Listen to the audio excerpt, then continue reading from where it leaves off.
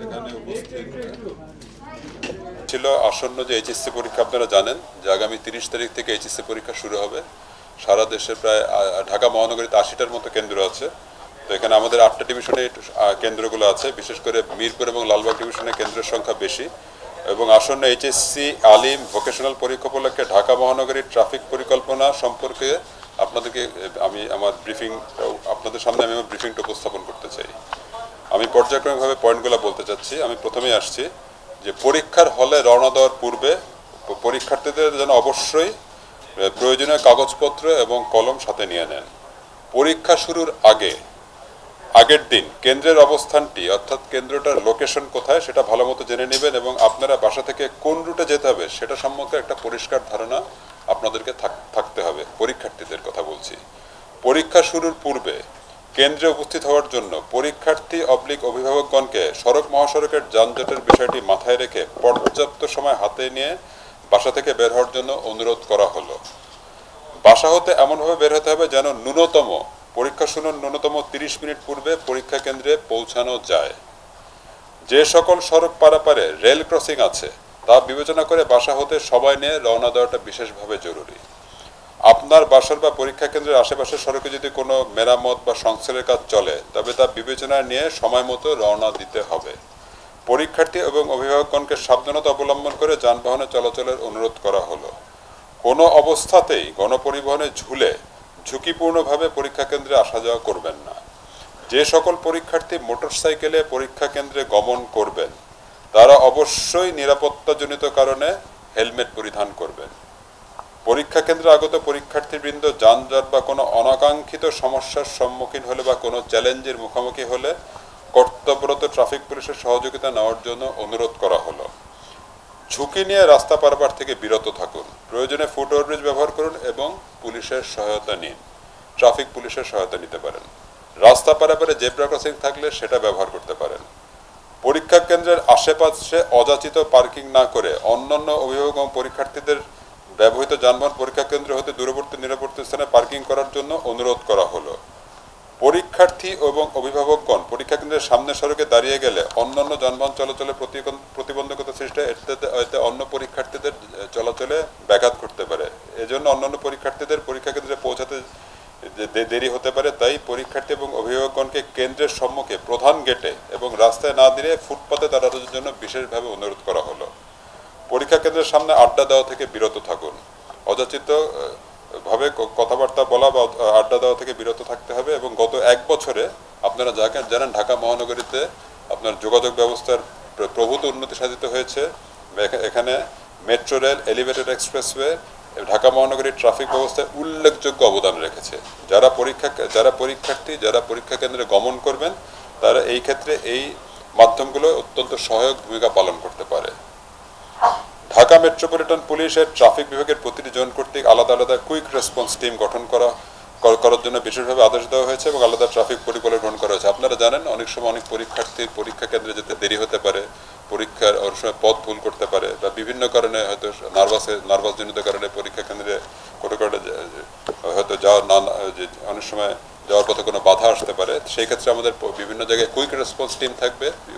এই বছরের এসএসসি পরীক্ষার সময় এবং গত বছর তার আগে সবসময় কুইক রেসপন্স টিম প্রত্যেকটা ডিভিশনে কুইক রেসপন্স টিম কিন্তু এরকম অনেক পরীক্ষার্থীদেরকে পরীক্ষার কেন্দ্রে পৌঁছে দেওয়ার ক্ষেত্রে একটা দৃষ্টান্তমূলক ভূমিকা পালন করেছে এবং এটা কিন্তু সর্বমূল্যে প্রশংসিত হয়েছে। এবারও কিন্তু অতীতের অভিজ্ঞতার আলোকে এবারও আমরা প্রত্যেকটি বিভাগে কুইক রেসপন্স টিম রাখার জন্য বিশেষভাবে অনুরোধ করেছি এবং প্রত্যেকটা ডিভিশনে আমাদের কুইক রেসপন্স টিম থাকবে। বর্তমানে বর্ষাকাল চলমান, তাই অবশ্যই পরীক্ষা কেন্দ্রে আবহাওয়ার কথা বিবেচনা করে ছাতা, রেইনকোট বা বৃষ্টি হতে রক্ষার জন্য প্রয়োজনীয় সরঞ্জামাদি সাথে নিয়ে বাসা হতে বের হওয়ার জন্য বিশেষভাবে অনুরোধ করা হলো। এরও বাইরে আপনারা জানেন যে আমাদের 999 আছে। যদি কোনো পরীক্ষার্থী মনে করে যে তার আসন্ন সহযোগিতা প্রয়োজন, তো তার পরীক্ষা কেন্দ্রে যাওয়ার জন্য বিশেষ হেল্প প্রয়োজন, তাহলে অবশ্যই জরুরি প্রয়োজনে 999-এ ফোন করতে পারেন। আমাদের এই যে আসন্ন এইচএসসি পরীক্ষা 2024 সেটা আগামী রবিবার অর্থাৎ 30শে জুন শুরু হবে। তো আমাদের এইচএসসি পরীক্ষা উপলক্ষে আমাদের যে ট্রাফিক সম্পর্কিত যে পরিকল্পনা, যে প্ল্যান, এটাই ছিল আমাদের পরিকল্পনা এবং আমরা 30 তারিখ থেকে রুট ভিত্তিক প্রত্যেকটা কেন্দ্রের যে রুট থাকবে প্রত্যেকটা রুটের পরীক্ষার্থী যেন প্রয়োজনীয় সময় নির্ধারিত সময়ের আগে যেন পরীক্ষা কেন্দ্রে পৌঁছাতে পারে, এজন্য প্রত্যেকটা পরীক্ষা কেন্দ্রের যে রুট, প্রত্যেকটা রুটে আমরা অগ্রাধিকার ভিত্তিতে পরীক্ষার্থীদেরকে পরীক্ষা কেন্দ্রে পৌঁছানোর ব্যাপারে সর্বোত্তক আমাদের প্রয়াস থাকবে। এটাই ছিল আমার ব্রিফিং। ধন্যবাদ। বলেছিলাম আমাদের 80টার মতো কেন্দ্র আছে, প্রত্যেকটা লালবাগে মনে হয় 13টা আছে, মিরপুরে 15টা আছে, টোটাল 80টা আছে। প্রতিবারই যেটা থাকে সম্ভাব্য যে কেন্দ্রগুলো থাকে, কেন্দ্রগুলোর যে সম্ভাব্য রুট থাকে, সেই রুটগুলো কিন্তু আমরা বিবেচনায় নেই এবং সেই রুটগুলোর বিভিন্ন ইন্টারসেকশন ও বিভিন্ন পয়েন্ট যেখানে যে কনজেশন হতে পারে, যেখানে উন্নয়নমূলক বা খোরাখুরির কাজ আছে, সংস্কারমূলক কাজ চলছে, বা যেখানে অতীতে দেখা গেছে যে ট্রাফিক জ্যাম পিক আওয়ারে হতে পারে, সেই জায়গায় আমাদের বিশেষ ব্যবস্থা থাকবে এবং আমাদেরকে রুট ভিত্তিক আমাদের চলাচলের পথটা আমরা অগ্রাধিকার দিব এবং যেন পরীক্ষার্থীরা নির্বিঘ্নে, যেন স্মুথলি কমফোর্টেবলি নিশ্চিন্তে যেন পরীক্ষা কেন্দ্রে পৌঁছাতে পারে, সেই ব্যবস্থা আমাদের থাকবে। আর ব্যাটারিজাত রিক্সার যে ব্যাপারটা বলেছেন, ব্যাটারিজাত রিক্সার যে বিষয়টা, আমাদের যে আগের যে আমাদের যে স্ট্যান্ডস ছিল, আমরা সেই স্ট্যান্ডসে আছি, অর্থাৎ মেইন রোডে এবং মেইন ফিডার রোডে ব্যাটারিজাত রিক্সার আসার ক্ষেত্রে আমরা নিরুৎসাহিত করি এবং এখানে ব্যাটারিজাত রিক্সা যদি আমাদের বোধগম্য হয় বা আমাদের দৃষ্টিগোচর হয়, তাহলে কিন্তু আগে যেরকম ডাম্পিং করা হতো বা আগে আইনানুগ যে ব্যবস্থাগুলো গ্রহণ করা হতো, আমাদের সেই ব্যবস্থা বহাল থাকবে এবং সেই ব্যবস্থায় আমরা অব্যাহত রাখবো। এগুলা প্রত্যেকটা ডিভিশনে আমাদের কুইক রেসপন্স টিম থাকবে, যেখানে পরীক্ষা কেন্দ্র বেশি থাকবে, যেখানে ছাত্রছাত্রীর সংখ্যা বেশি হতে পারে, সেখানে রেসপন্সিবিলিটি বেশি থাকবে। এটা বিভিন্ন রুটে থাকবে। ওই রুটগুলোতে যেন যখন পরীক্ষার্থীরা সার্টেনলি রুট ফলো করবে, রুট ফলো করার সময় যখন বিভিন্ন কেন্দ্রে যখন পরীক্ষার্থীরা কোনো বিপদে পড়ে বা যদি তাদের সহযোগিতা প্রয়োজন হয়, তখন কুইক রেসপন্স টিমের সাথে সাথে তাদেরকে অ্যাড্রেস করতে পারে। আমাদের পজিশনগুলো জানা আছে, আমাদের কোন কোন ইন্টারসেকশনে কোন কোন পয়েন্টে এই ঝামেলাগুলো হতে পারে, সেখানে কুইক রেসপন্স টিমগুলো সজাগ থাকবে। এটা সিচুয়েশনাল অ্যাপ্রোচ। এটা প্রথমে আমাদের প্রত্যেক ডিভিশনে একাধিক থাকবে, 3-4টা করে থাকবে এবং তারপর যদি প্রয়োজন হয় তাহলে এটা আমরা বাড়তেও পারে, কমতেও পারে। আপনারা জানেন প্রথমে কম্পালসারি পরীক্ষা হয়।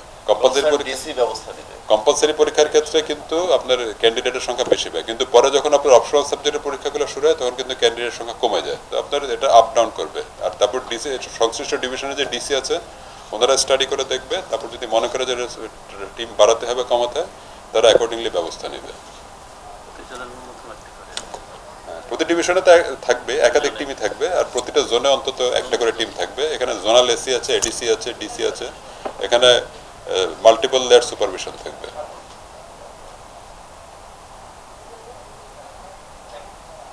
Thank you.